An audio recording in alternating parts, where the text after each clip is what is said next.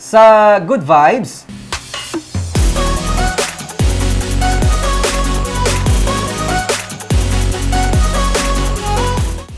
Ginpahibalo na sa publiko ang mga palaabuton sa pagbalik sang Panaad sa Negros Festival. Ginpakilala man ang mga lin-ay sang Negros. Yaring report ni Romeo Subaldo.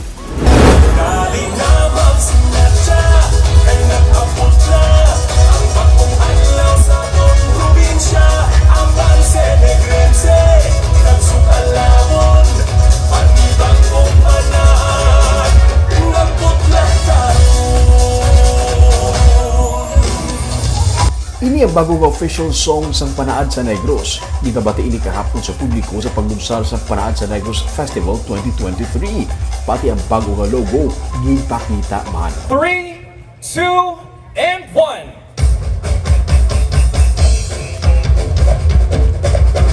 Ladies and gentlemen, our official logo for Panaad sa Negros 2023. Sunod sa kay Negros Occidental Governor Eugenio Lacson, subong nga adlaw Marso 15, nagsukat ang 3 ka tuig sa nagsirado ang probinsya sa borders dala sa COVID-19 nga pandemic. Matapos ang 3 ka tuig, ginakasakuan na ang preparasyon sa liwat nga pagbalik sang Panaad sa Negros Festival. We close our borders that Sunday evening and the rest is history. Today, after 3 years of hiatus, we are once again ready to celebrate the Panaad sa Negros Festival.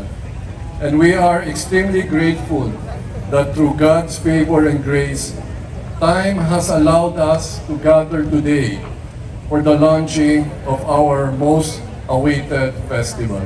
Isa sa mga highlights sa launching ang sashing sa 27 ka mga lin-ay sa Negros candidates, kaupo na ilang mga mayors kang tiglawas gikan sa local government unit. Shalina Mongalpin, 20 from the home of historical and natural treasures, Bago City. Sandel Kisha Ava Sankay, 20 representing the City of Smiles, Bacolod City. Isang Don Salvador Benedicto, we have Vice Governor Jeffrey Ferrer, together with Mayor Lawrence Markston de la Cruz and SB Committee Chair on Tourism, the Honorable Herman Badera Jr.